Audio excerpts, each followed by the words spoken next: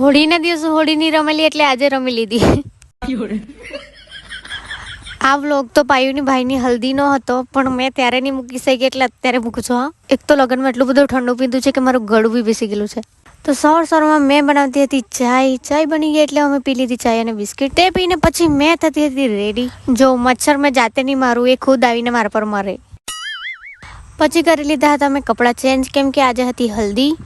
Just કપડાં બદલીને બહાર ગઈ ત્યાં તો મારી આવી હાલત થઈ ગઈ. અરે પેલી છોકરીએ હલ્દી લગાવી જોરમાં થાપડ બી મારી ગઈ છે ને અડધું તો આંખમાં ઘુસાડી ગઈ.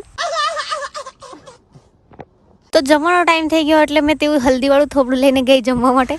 ત્યાં ફટાફટ દાળ ભાત શાક અને છાશ લઈને બેસી ગઈ જમવા માટે. મને ખુરશી નહીં મળી એટલે મેં ઊભા બસ ખાઈ લીધું છે. જમીને આવીને પછી ફટાફટ થોબડું ધોઈ કાઢ્યું, કેમ કે આપણે જવાના હતા ઘરે કપડાં લેવા માટે. મારા વાર કપડાં ઘડી ગયા ગાઈસ અહીંયા પહેરવા માટે. તો પછી ખુશલી સાથે અમે નીકળી ગયા ઘરે જવા માટે.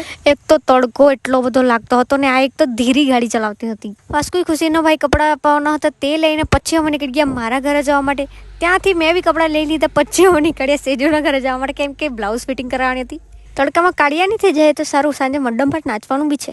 સેજુનાથી બ્લાઉઝ ફિટિંગ કરાવીને અમે નીકળી ગયા ઘર જવા માટે. ઓઢણો બી બંધી જ લીધો, કેમ કે કાળિયા થઈ જાવ તો હારા નહીં દેખાવ. પછી વાસ્કુઈથી લીધું અમારા માટે તરબૂચ અને પાયુ લોકો માટે લસ્સી. પછી ત્યાંથી લસ્સી એવું લઈને અમે આવી ગયા ઘરે. ઘરે આવીને ખાધું મસ્ત ઠંડુ તરબૂચ. મેં અહીંયા તરબૂચ બતાવતી હતી એટલે એ બી બતાવતી હતી. જો આટલી ગરમીમાં તરબૂચ ખાવા મળી જાય તો મજા જ આવી જાય નહીં કે. પછી પાયુ વાસ્કુઈ ગઈ હતી, ત્યાંથી લઈ આવી મસ્ત આઈસ્ક્રીમ. તે ખાવા બેસી ગયા અમે તો. તે ખાઈને મેં તો મસ્ત બહાર ઇવનિંગમાં બેસી રહેલી હતી. તો અત્યારે ડીજે નાઇટ છે એટલે ફટાફટ અમે જમી આવીએ, પછી રેડી બી થવાનું છે કે નહીં. જમવામાં તો બહુ બધું હતું, પૂરી એવું, પણ મેં નથી લીધું. મારે ખાલી દાળ ભાત ખાવું હતું. આ મારા બાજુમાંનું લોઠું છે ને 24 કલાક મને હસાવતું જ રે. 24 કલાક એટલું ડ્રામા કરે ને, સાચું જ. જમવા ગયા હતા ત્યાં અમે ખુદ કચુંબર બનેલા એવા કેરીનું, કેમ કે દાળ ભાત તો કેરીના કચુંબર સાથે જ એટલી મસ્ત લાગે.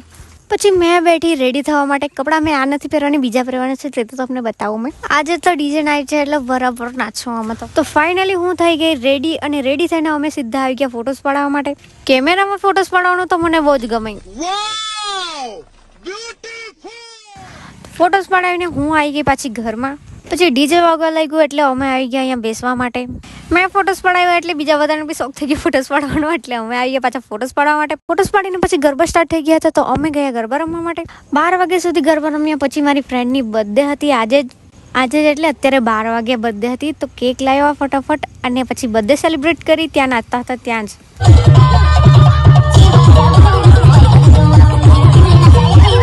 બર્થડે વાળું કામ પત્યું એટલે પાછા નાચવા લાગ્યા. નાચવાનો શોખ તો મને બચપનથી છે, બચપનથી.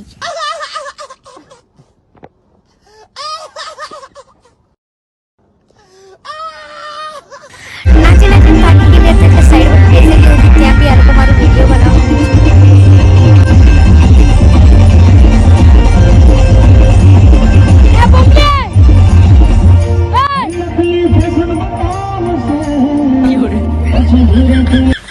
પછી 1:30 વાગે નાચીને થાય ગયા. ત્યાં ચકલું અમને મળી ગયું નીચે.